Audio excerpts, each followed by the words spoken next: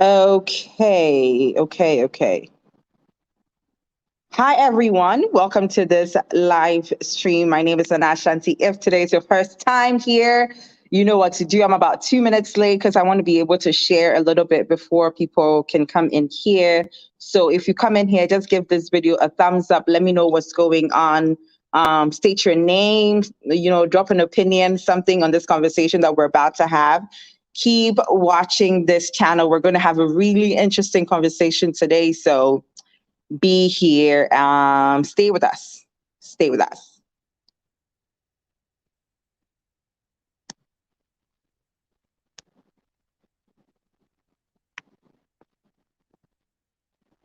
Okay, if today our internet goes out, I have Brian joining me right now. He will take over from me just in case my internet, goes out. Because last week we had that problem, but I have backup for my backups now. So I want to make sure that everybody's able to come in here and say whatever. How are you guys doing? How's everyone doing?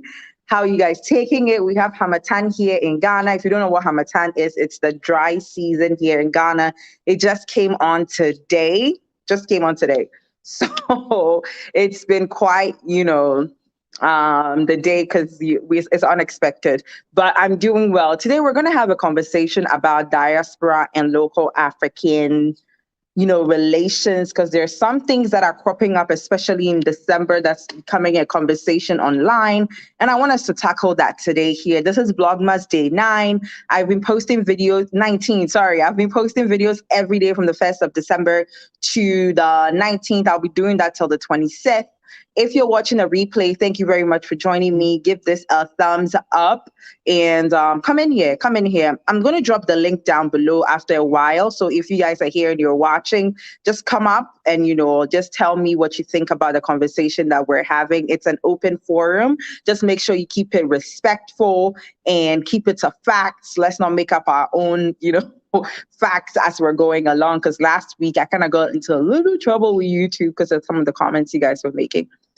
So make sure when you come in here, you keep it that way. It's 5 o'clock now, so the stream is going to start notifying everybody and people are going to come in here. All right. I'm waiting for Brian to come on, but before he comes on, we're talking about if diasporans are helping or hurting local Africans. Now, when we say diasporans, we are talking about people in the African. Hi, Brian. Welcome. What's up? I'm saying today, I hope our internet is great, but if it's not, you're taking over from me. So I already told everybody that. I'm going to do my best. I got those are some big shoes to fill. Yeah. Brian, you're gonna have to move closer to your microphone a little bit, or like increase the volume on your device, because your voice is very far away. Is that better? Okay, let's try it again because I still can't hear you.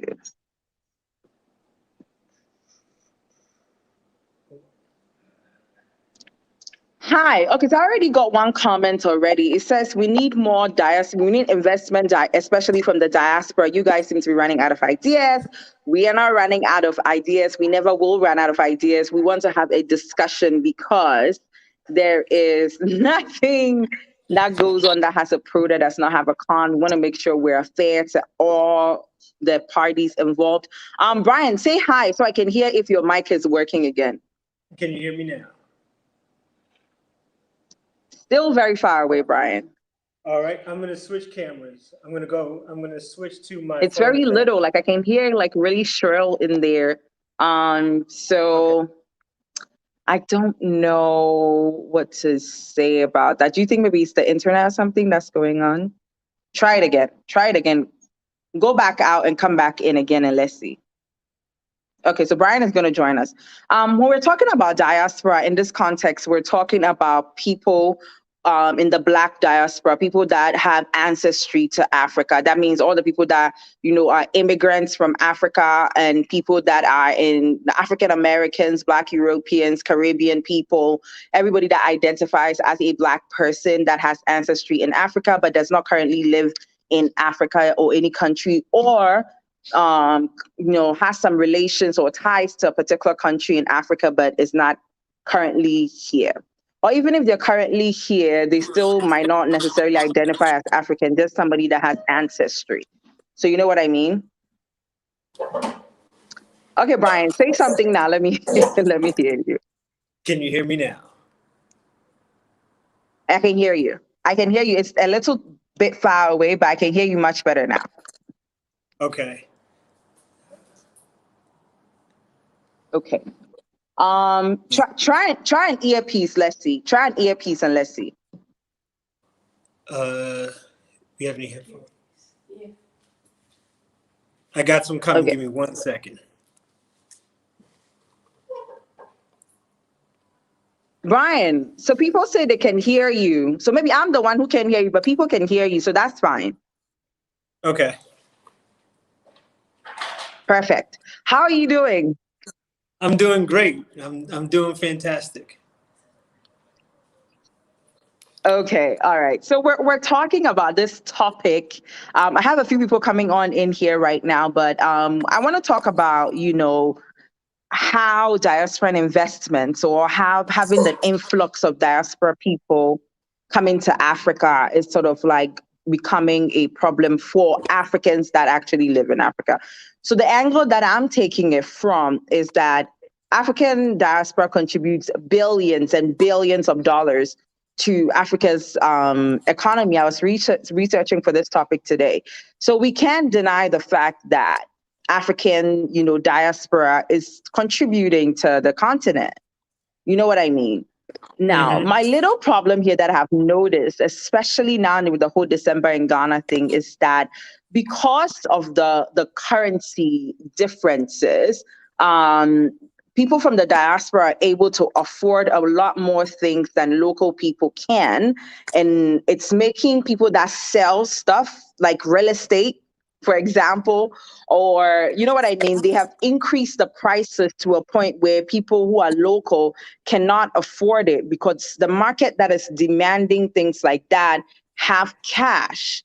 Whereas the people that are here, that live here, that work here, that make a living off of being, in the African economy, cannot have access to certain things. So we're having like an issue of like privilege in a way that's, becoming a conversation online. So I want you to tell us, like, from your perspective as an African American that lives in Ghana, what do you think about this topic? What are your feelings about it? So, being that I am new here, I definitely get that vibe. I see that, and people have assumed that because I come from America, I come with loads of money, which is Right, far from the truth. That is very far right, from the truth. right. And I get that because of the image portrayed of America over here and what people assume America is. That being said, when we come over, and yes, the 1-to-6 ratio, I call it, the one American dollar equals 6 Ghana cities, roundabout, and I'm not sure about the Yeah. UK and stuff like that. That you said the word privilege.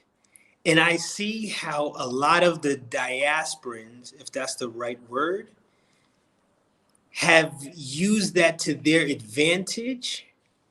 And it does box out a lot of it boxes out the locals, the natives, the people that have Exactly. put Yeah. in all the work to maintain and thrive here. And a Yeah. lot of us, I'll put myself in that category, even though I don't have the money. It puts some of us start to take on this attitude and disposition that the white people did to us in America, where because you think you have money, you can do and move a certain way, and that's not fair to the people here. Yeah. I've seen a lot of, I'm not going to name any names, but I've had, even in this past week, I've had some very clear-cut experiences where and I Yeah. hate the term African Americans because I don't really know what that means, but the African Americans that are back here in Africa assume this role of power or leadership just because they have money. And to me, that's the same Yeah. thing the white man did to us however we ended up in America. The power of money means the lack of respect. Yes. And I can So, understand yeah, I why. absolutely hear what you're saying. Like it's like what happened in Liberia. I don't know if any of you are familiar with the history of Liberia and the whole Marcus Garvey movement, where there were a lot of African Americans that did go back to Liberia, and they kind of formed their own kind of race in a way, Americo-Liberians, where they became the authority in the town of Monrovia and other places. And then the local Africans had to like now become like subjective to them because they were white adjacent or American, and they were like the authority now, in Mhm. kind of like the way you're saying. You understand what So I mean? funny I enough, think it's unintentional though.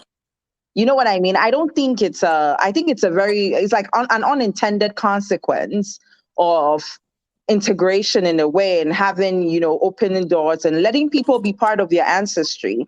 I think it's an Mhm. unintended consequence, Brian. What do you think? So it's funny you should bring that up with the Americo-Liberians and a little bit of my history. Oh, so I can't hear you now again. Your internet, I think it's like a little. Come closer. Come a little closer. Yes, come closer so I can hear you. How's that? Is that Okay, better? go ahead. Okay. So oddly enough, a little history. I'm gonna make it quick. My grandparents. Ooh, sorry about that. My grandparents migrated to Africa, Liberia, back in the late 40s. No, Hmm. late 40s, early 50s, because of the Marcus Garvey movement. And my father ended up being born, and my uncles, aunts were born in Liberia, but they were not Liberian, and they escaped, left, whatever you want to call it, in '79, right as the coup started. And the little history Yes, that I got from that was there was conflict between the natives, the locals, and the the Americo-Liberians. local. And Yeah. under the little I was told about that, I understood that. I'm like, you can't go somewhere and think just because you have money that you get to skip levels and you get to disrespect some culture, which, like you said, it's unintentional at times. But when you told me the topic, I took notes on this. Like I wrote down some thoughts on it, and I believe it's a matter of coming here with respect. It's a matter of Mm, understanding that even if you have the best intentions, you can unintentionally be disrespectful because you have the money. right. And that is something before you come here, you have to We have be to. very, Okay. very Eh, aware of. We have to understand that as much as we might want to contribute, Africa is doing fine without us. Africa is doing so amazing without us. I have a comment here, Brian. I'm going to like read it. He said, I agree with Brian. Personally, growing up, I used to like African Americans so much. But having to deal with a couple personally, I'm not too hyper about them anymore. There's always a little disrespect towards the locals. Okay. So that's one angle. My thing is that I want us like to talk about the on the investment front, on the money front, right? Like, you know how in America, because Brian, you're from New York as well, right? I just Gang, want you gang. guys to keep a very open mind to what I'm saying. And I want you guys to come inside the comment section and put your personal experiences and what you think can help move forward. Because we're not here to rant, we're here to find solutions. You understand? All my content is always geared towards the diaspora crowd because I am part of them. You know, so I want them to know what it is that you're in for, what it is that we do here, all that stuff. But I also can't say that I'm not privileged in Ghana just because of my affiliation with America. You know what I mean? There is a privilege that I have. I might be the poorest person in America. The moment I come to Ghana and I have a foreign degree or something, there's so many doors that opens up for me that local Africans, it's not going to open up for them because of the privilege that I now possess. I know it's a difficult concept for a lot of people to understand, but we need to understand that if you're in a position that where you're benefiting from a system, you have a responsibility to give it back. You know what I mean, Brian? Yes. Yeah. There's a responsibility. Go ahead, Brian. I agree with you. There's, like you said, the financial ability we might have, means we have to pay even more respect to what we're stepping into. We can offer so much, but let me make sure I word it the right way. We have to contribute and not change. We have to understand what the culture here is and be willing to contribute. And that might mean to sacrifice some of our ways of thinking and saying, oh, well, we did it like this in America. We did it this way in the UK. We're not there. We're here now. It calls for some different movement.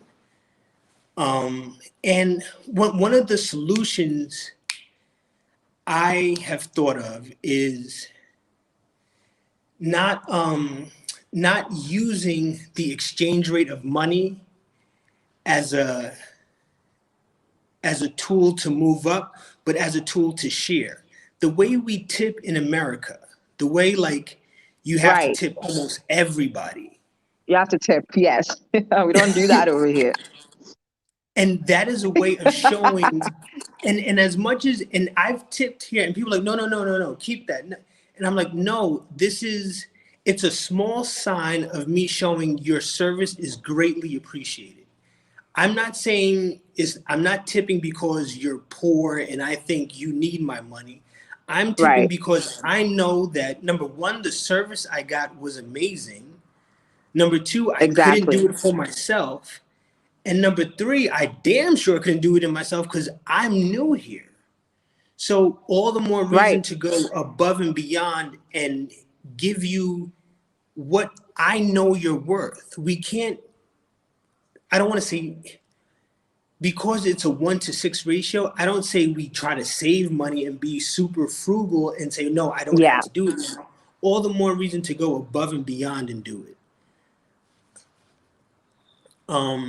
And then like the real estate side, there's something about that where we see how a lot of Africans, and in this case, Ghana, we see how a lot of Ghanaians are living. And then we come over here and immediately want to replicate our American lifestyle with the nice house and the big front yard and the car and a driver and security and all these other things, knowing good and well you would not have that luxury. And most of us would not have that luxury in America.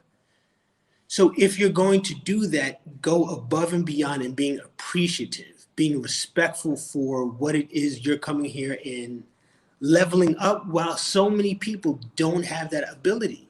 They're still have anything. grinding. Yes, so I understand what you're saying, Brian. So what we're saying is that Sherry is saying something in the comments, which I actually agree with. She said it's an unintended consequence, right? Like Brian was talking about real estate. Now, I'm going to give you guys a very typical example of what's going on in Ghana, right? Back in the day, at least before I knew, when somebody wanted to acquire land or anything of that sort, they could go on payment terms with the chief or the custodians of the land or whoever it is that, owns the land. And as for local Africans that don't have bulk money to give right away, they would pay it every month. In fact, that's how my father acquired the land at my family's house sits on right now. As a young 30-something-year-old man, you don't have like $10,000 as a local African sitting in your bank account, So he'll pay it, and they pay it over a course of like 5 years or something. And it was accepted, right? Now, in the past 2 to 3 years, or even the past like 4 or 5 years, from what I'm hearing, is that because there's an influx of like people from the diaspora, including immigrants from Ghana and like Liberia and all these other African countries, they come saved up their money, right? Mm-hmm. So they buy it, and they pay for the land right away off the top in cash in one sitting. And so now the custodians of the lands and the chiefs now know that, oh, instead of selling to this local African man who would take 2 to 3 years to pay me, why don't I just sell the land to Brian from Valhalla and he's going to pay me right away? So it means that the dream that Africans have to build houses for their family is taking away from them, because there are other people coming in that have way more resources and are way more privileged in a certain manner that they are. Now, I'm not saying that's necessarily a bad thing. What I want us to talk about is, how do we make sure that we don't push people out of a place that we all own, right? Because I strongly believe that the diaspora needs to come back home in some form, if not to live, but to invest in stuff. But if your investment is kicking local Bra Kwame out of, owning a land one day, what can we do to make sure that there's equity that's distributed equally amongst all of us? What can we do to make sure that we don't become the problem? So first is being aware. To me, that sounds like gentrification. To me, that sounds like exactly. To me, that sounds like exactly what it is.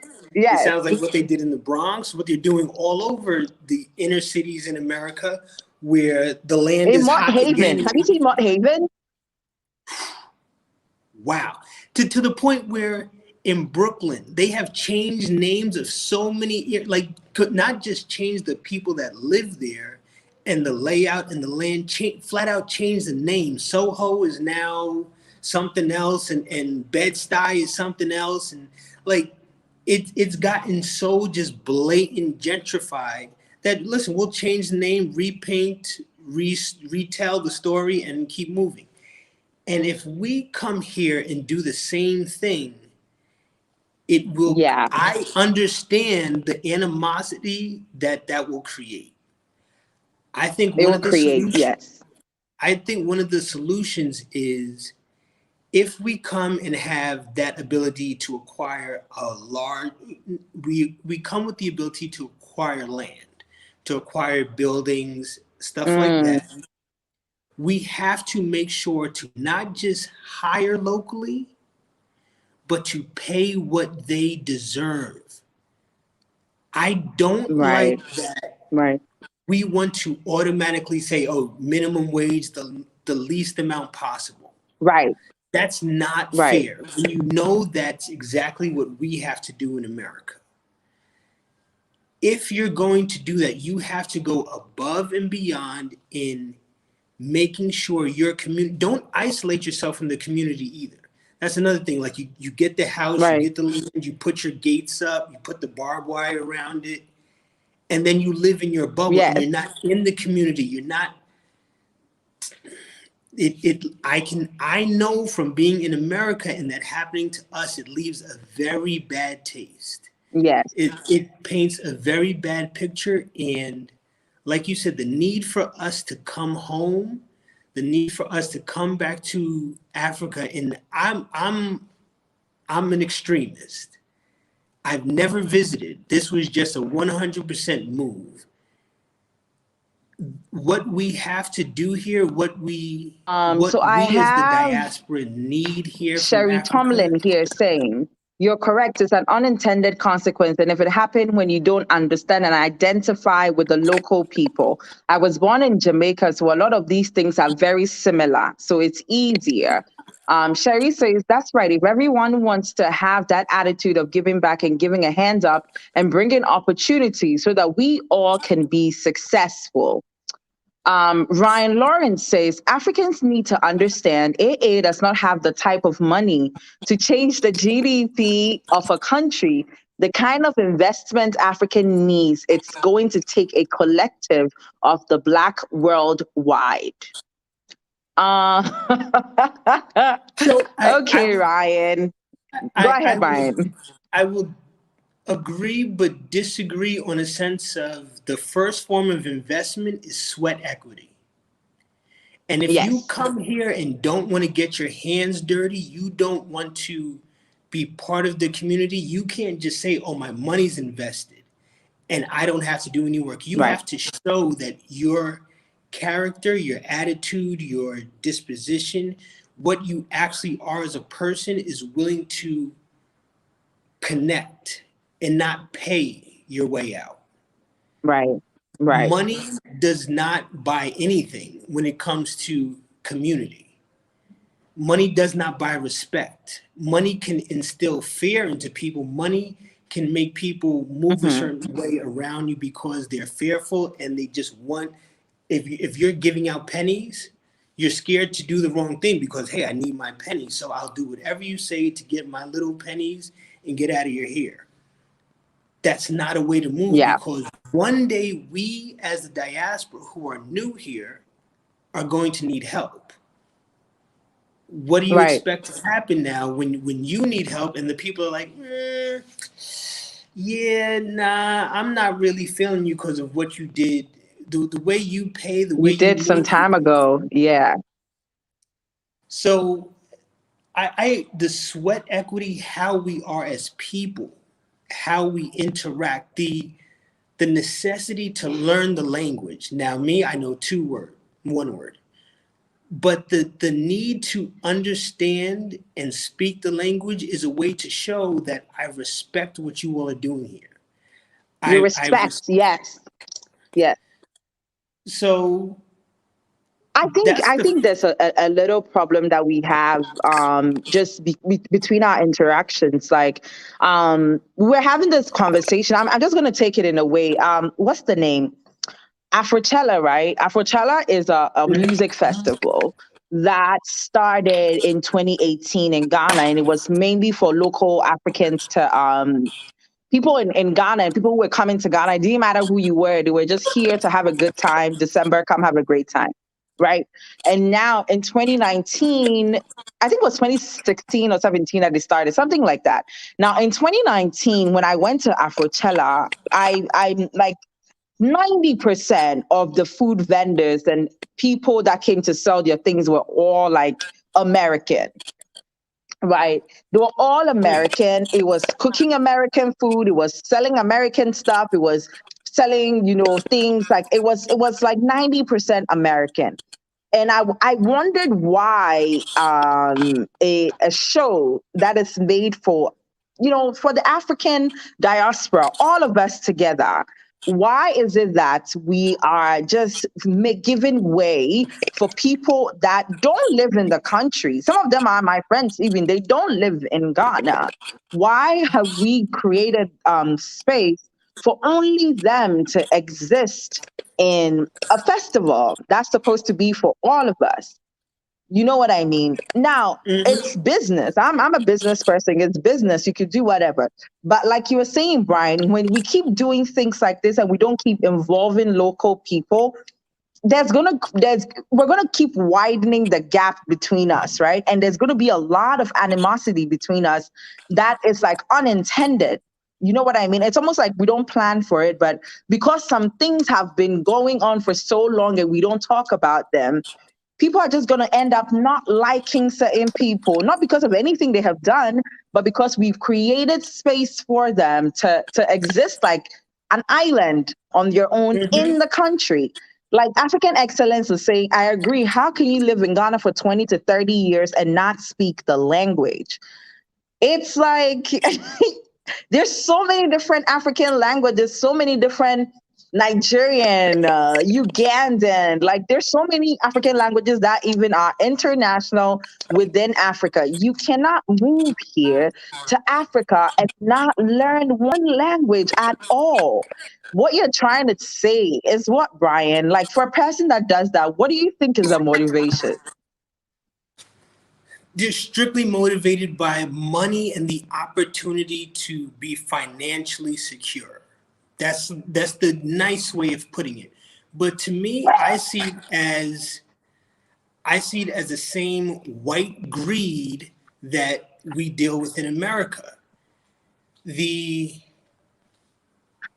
effort and energy it takes to pay respect to somebody's culture, to eat their food, speak their language, invest in them and not just your own ideas, goes a long way.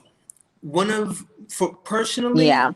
when I decided I was moving here and I have this amazing dream of how I'm going to make sports and athletics really boom over here in another level, I said, but hold on.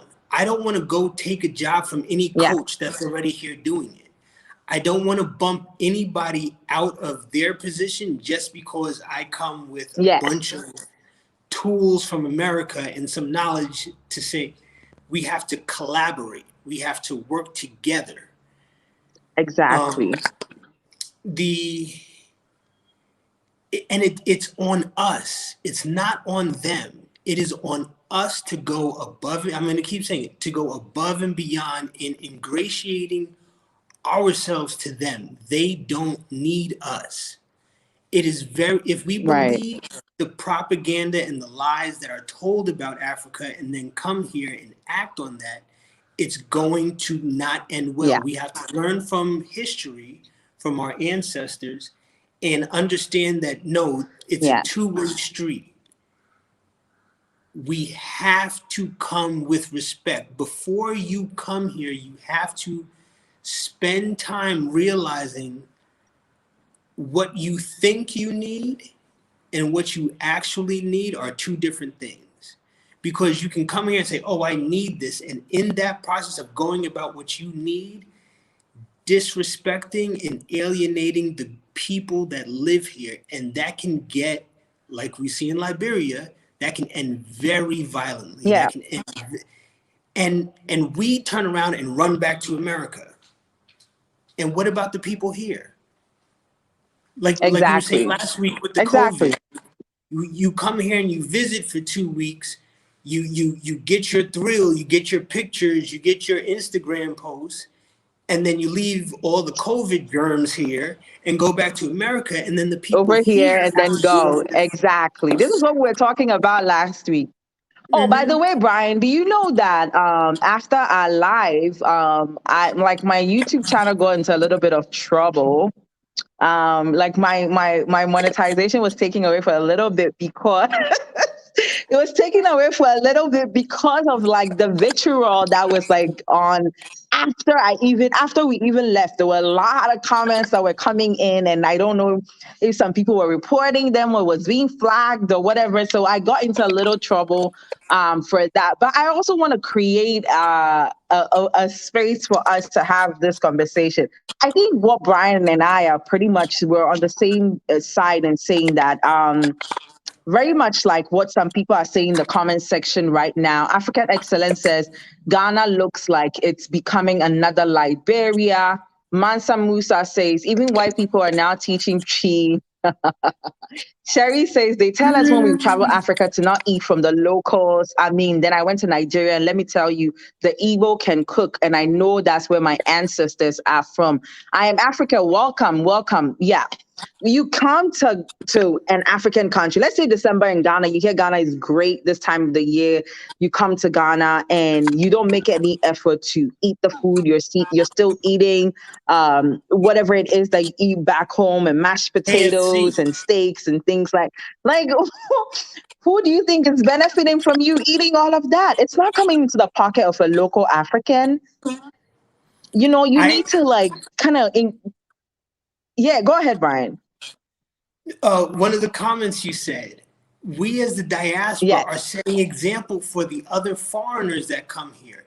So when we see the Middle Eastern, when we see the other races come here and copy our behavior, we can't turn around and get mad at them. Because we started it. Thank you. And like that makes me sad that somebody would say it's already starting to look like Liberia. It's starting to look like that. I don't like that. I don't like that. This is something we can't come here. I mean, that whatever happened in Liberia, I absolutely agree with the comments that going on about Liberia, what happened between African Americans and the local Liberians. And that's how Charles Taylor actually came about, because he was also mixed in that way.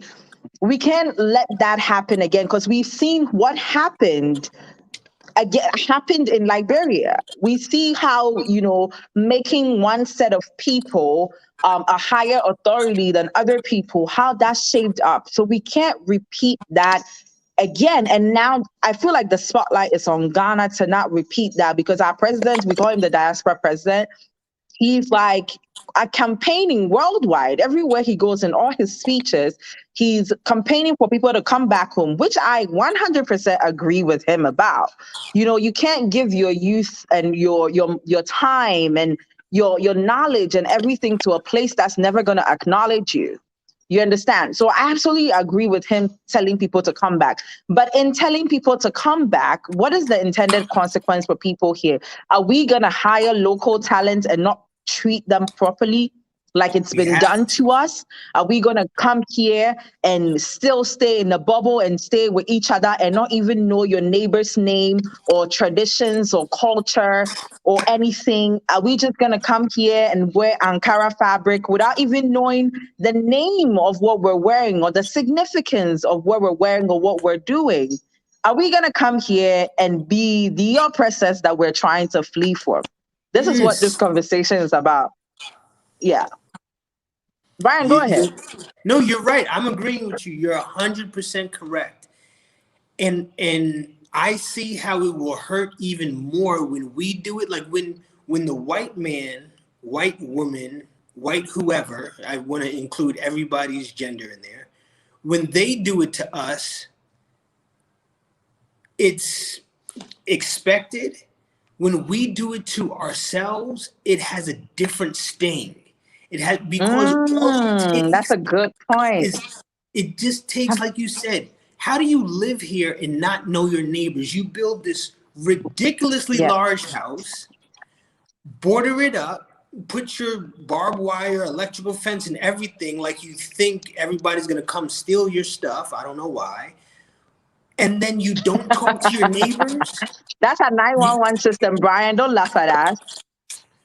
Like, you get in your Bolt, you get in your taxi, and you can't speak and make conversation with your driver. You order them around like they're supposed to. You don't understand how at risk we are here, because they don't need us.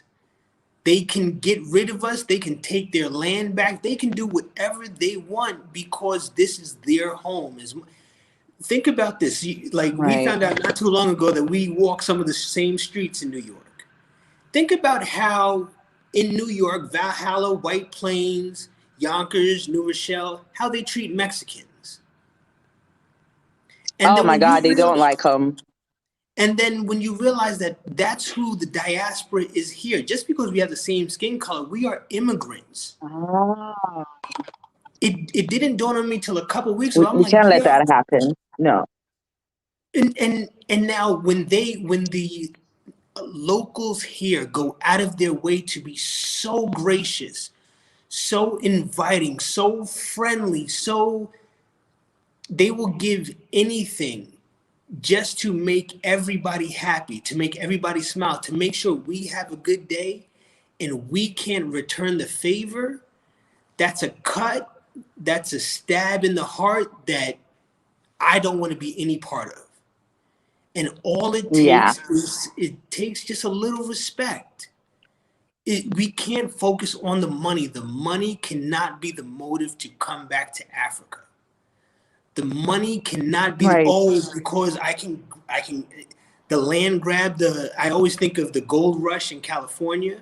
I don't like, this is the Gold Coast. I don't know enough about that to speak on that, but I remember learning about the gold rush in America. If that's what we're doing here, I mean, to add to your point, Brian, I feel like looks like she's back. It's an unintended gentrification going on, and we have to look at it as it's happening, right? Not when it has happened that we come back and say that, oh, how did this happen? You know, you see in Ghana's capital, you see that in Nairobi, you see that in Nigeria, you see that in all these urban areas in Africa where they're putting up buildings that, like I Am African is saying, one of the problems I foresee is in the area of housing. You know, the housing that is popping up is designed with the diaspora. When I say diaspora, I also mean Africans that have left Africa, that live outside in the West or in Asia or wherever it is, and they're coming back or they're bringing investments. That you're also part of the diaspora. Black Europeans, Caribbean people, people in America, Canada, wherever. As long as you have Black ancestry, this conversation is for you. There is a problem that is it's rearing its head a little bit, you know, and it's showing a little bitterness for people.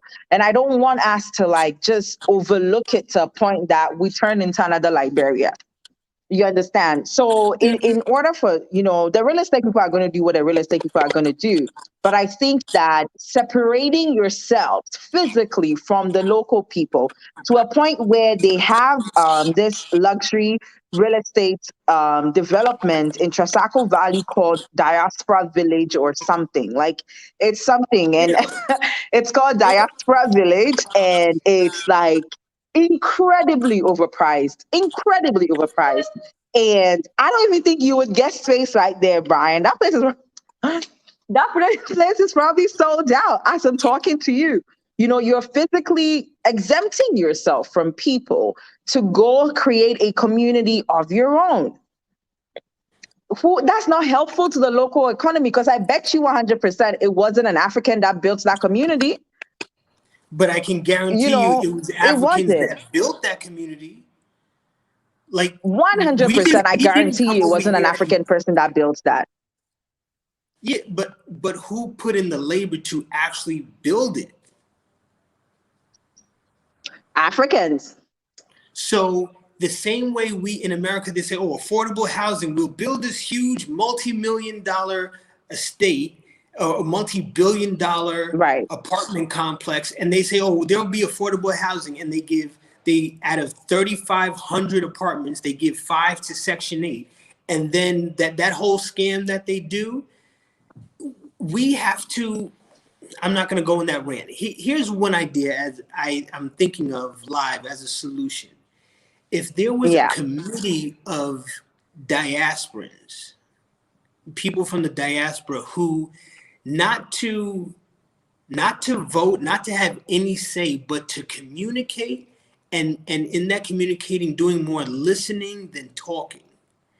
If there was a group of us that sat down with the local, with the chiefs, with the local politicians, shared our knowledge, shared our experience, but did way more listening, so that those lines of communication are open. Because if we're all moving individually, closed, yes.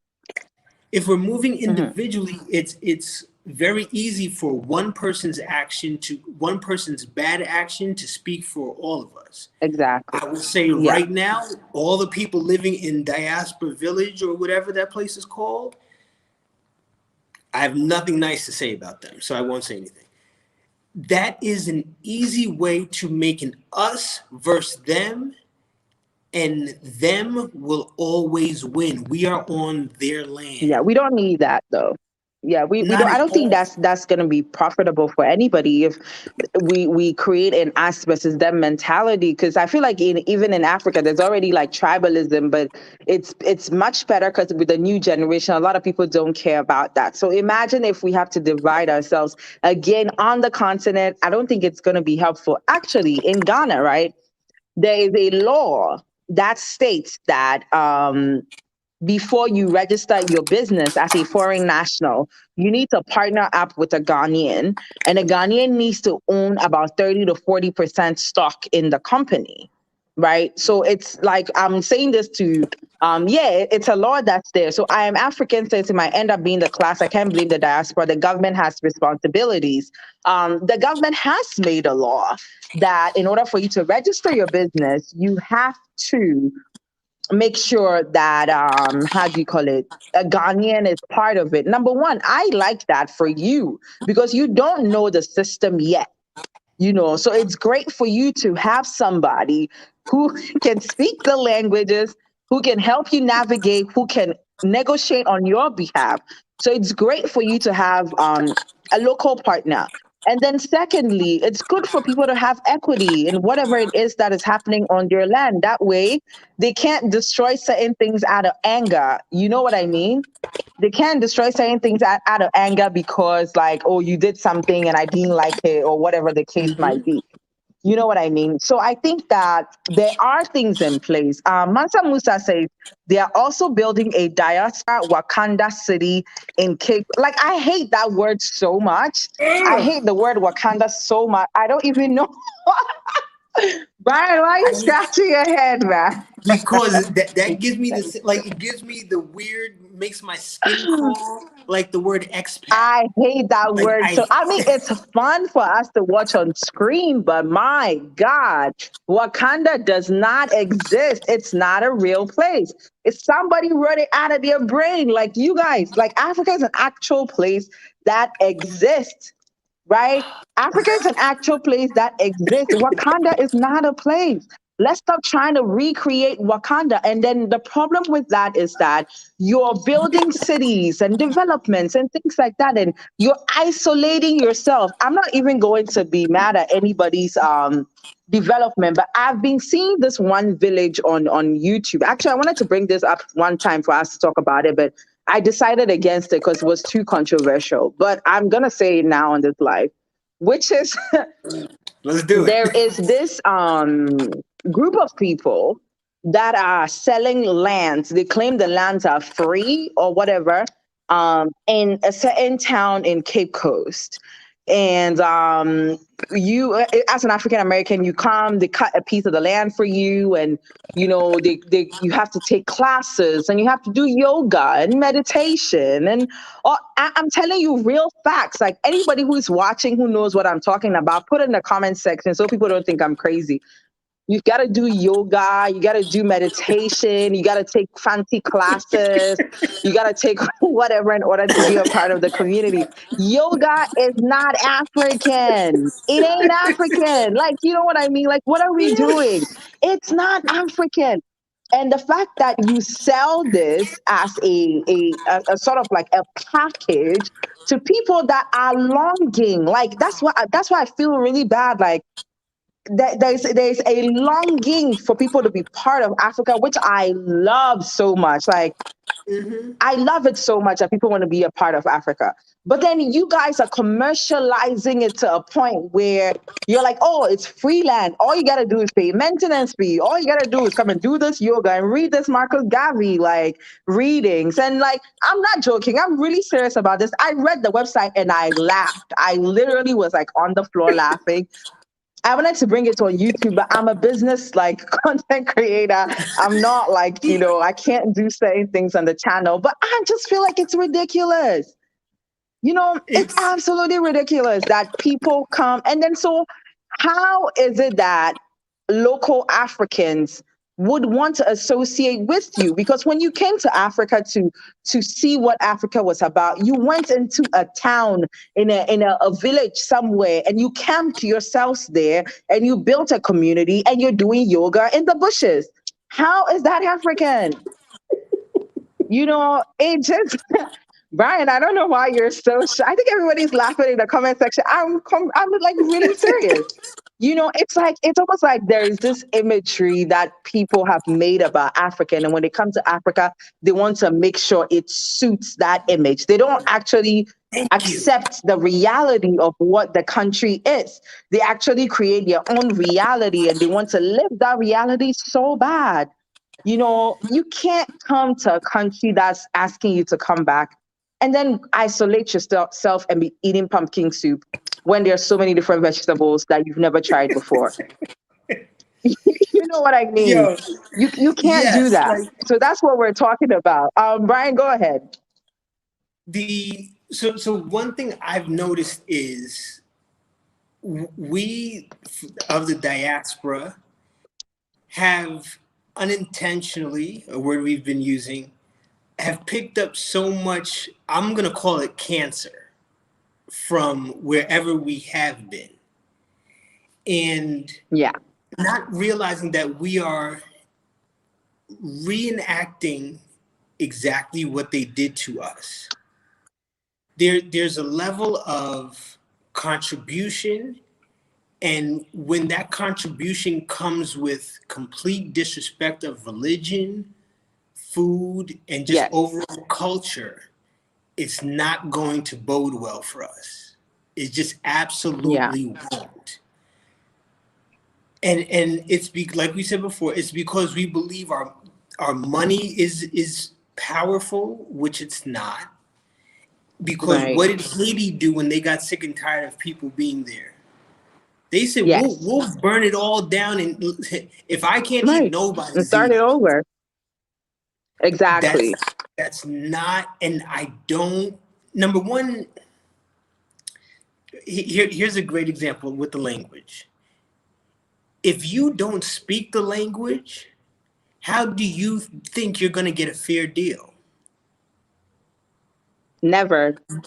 When they can automatically turn in front of you, go to their language. And so if you want to, just out of selfish reasons, protect your investment, you have to Yeah. learn the language. And Try and then speak the languages. Yeah. it's, and here's my hope. It's on a positive. I believe that us, the younger generation that aren't coming with the amount of money that some of the older people have because they've had those amazing jobs in America for so long or wherever, and we're able to save money. Us, younger generation, where we have to deal with an astronomical high cost of living overseas. That's why when people say Ghana's expensive, I'm like, you're paying $10 for a plate of food here, 10 American dollars. Just two people eating at McDonald's is $36. And I'm not saying going all out Right. and buying, like just two Yeah. big, two Big Regular Mac stuff. meals. Yeah. So when you really understand that and you want to protect your investment, you want to protect what you're doing, well, we as the younger generation and the access to technology, the way we can communicate, the way we can get on live and talk to people in China, America, here in Ghana, Congo, Zimbabwe, and collab and share thoughts. I feel like that is a huge benefit that our elders did not have. So they came over with that narrow, that those blinders on of, yo, this is how I'm gonna build it for me, and totally disrespect people in the process. We have Yeah. communication and social media that if we use to our advantage, we can overcome that, which means we Yeah. have to give the locals the mic. We have to give them our ear and then respect what they say. Not Exactly. just, and that's why I love your channel, because when you go in, like I watched you and I can't remember her name, but the guys he called it the African air conditioner. When you guys you're trying to get fans, you were down on what street is that called? Oh yeah, yeah. I Yes, love that in the yeah. middle of that you went to speaking the local language, and those of us who were like totally involved, it was like, oh snap, I don't know what they're saying, but I'm tuned in, so I either have to Right. Yes. assume or I'm gonna go home and study now. Like I'm gonna listen. I'm gonna try even harder. That is so important. We have to give them a chance to speak. We can't use our iPhones only for us. We can't use our No. access. We have internet all the time. We have to give it to them and let them say what they have to say, listen, and then Right. act on it. We have to use social media to our advantage and to their advantage. That's right. Yeah, I mean, I understand. So Sherry's telling me something about this conversation that we're having. She said, so she knows Dr. Arikana, I guess the woman that's making the Wakanda village. She brought the spotlight so many that changed and woke people up. Brian, somebody says you need a YouTube channel. Brian is not a public speaker, but he's doing well lately. This is the second week after. Maybe we Listen, can convince Brian to start a nope, YouTube channel. Brian, people want to nope. hear from you. Um, Pause. Hold on no, 1 second. I am why? not. I am not getting a YouTube channel. I will get YouTube banned. Okay, I'll get YouTube kicked Oh, off you of will get YouTube. banned for sure. I You nah. absolutely would. You will get Brian would definitely get banned from YouTube. There's no doubt about it. Sherry said her husband is okay. So now you corrected, is Ghanaian. So whatever gets people attention gets us to understand the reasons why Africa has not been making progress and it's not a superpower. Yeah, Sherry, I understand all of that. I understand. I can see why she would use the name Wakanda. I'm just saying that whenever you use that name Wakanda, what you are intent telling people is that because what Wakanda really is, it's an isolated place for a group of Africans to hone their whatever and use it to their advantage and not let the outside world know what's going on in there. And some of the people in the outside world are also Black.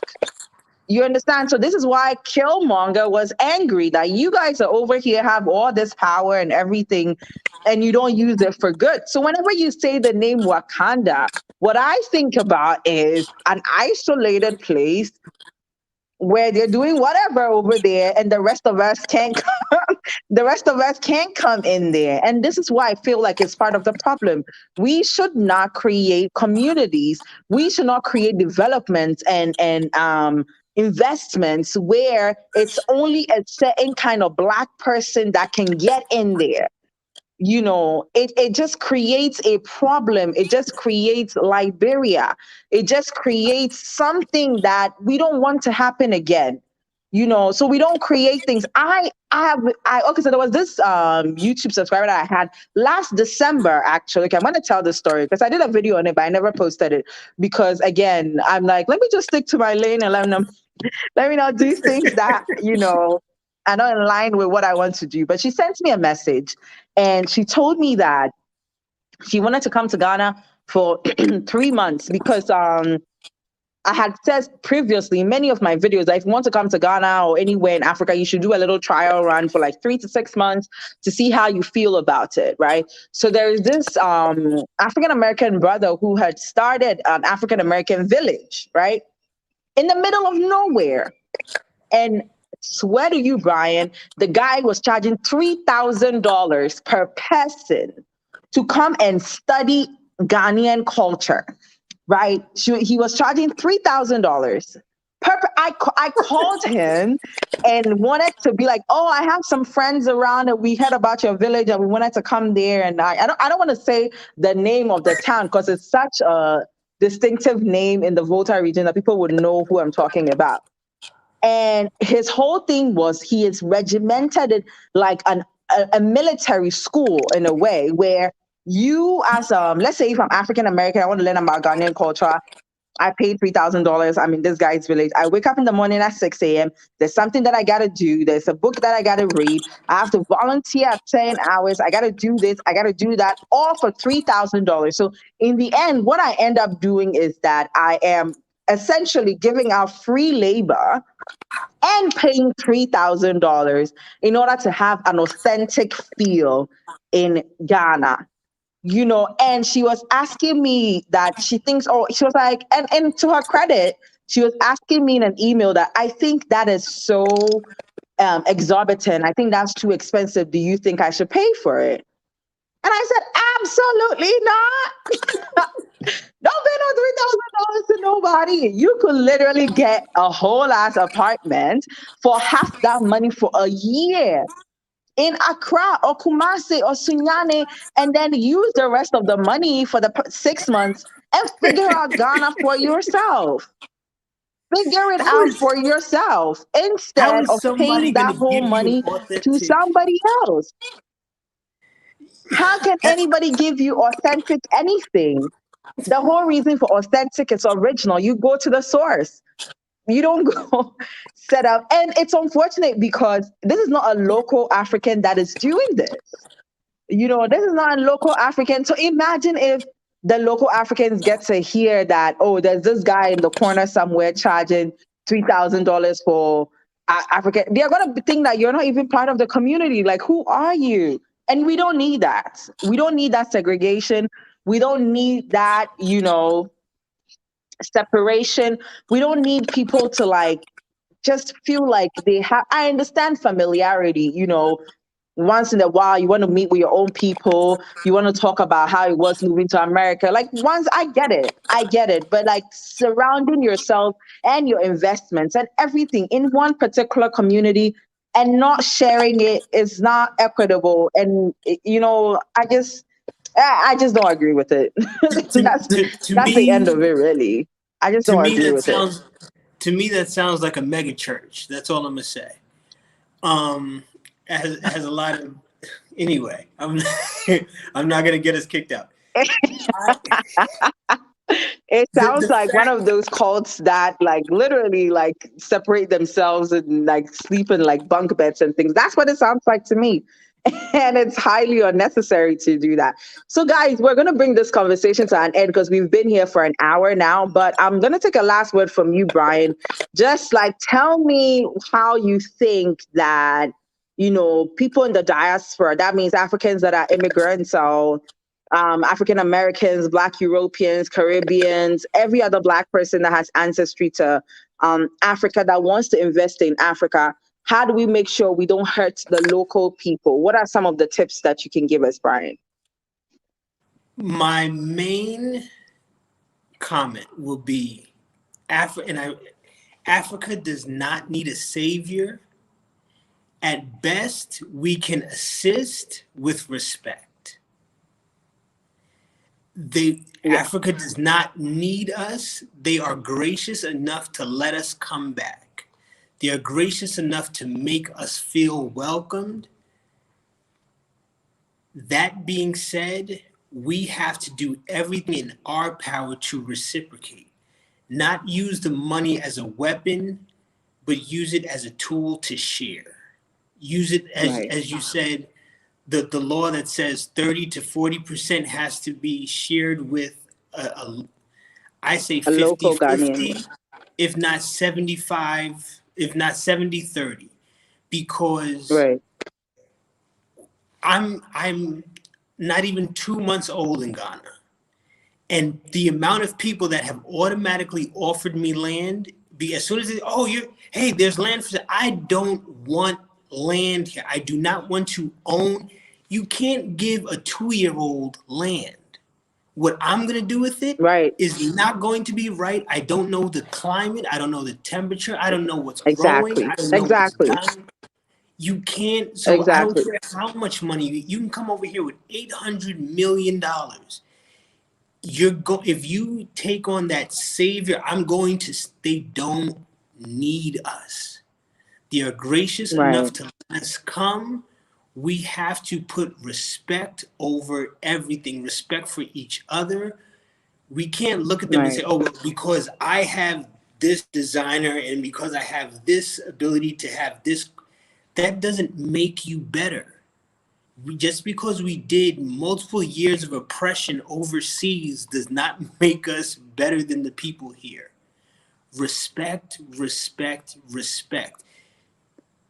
I'm an impulsive person where I had the last 3 months in America, I thought long and hard about, what am I going to do? And then how is it going to be perceived? Not just for my own gain, but how is it going to look to those that are already there and have been living, thriving, and dying happy? They don't need me for anything. The least and the best I can do is bring respect. That's it. Okay, well spoken, Brian. Somebody wants to know if you've moved permanently to Ghana. Mansa Musa, I guess we might get an answer after all. I'm here. I am here. I got my 90-day extension. And after that, I'm getting another 90-day and another 90-day. And I'm not going back to America. I'm going back to America for certain business reasons, if those arise, but I have no desire to go back to that. I'm not gonna say it. I don't like that place. I get it. No, I get it. Yeah. See, this is why Brian can't have a YouTube channel. You see why Brian can't have a YouTube channel? Because he don't know how to censor himself. We're going to have to build a whole new search engine for Brian and all the others like him, because YouTube don't like that. So yeah, guys, thank you so much for joining us. Sherry, I agree with you. The name Wakanda, I guess we have a difference of opinion about it, but yes, whatever works, I guess, whatever works, if you want we'll go with it. If you want Wakanda, T.I. said Atlanta is the Wakanda. So go talk to T.I. and move to Atlanta. He said that's Wakanda.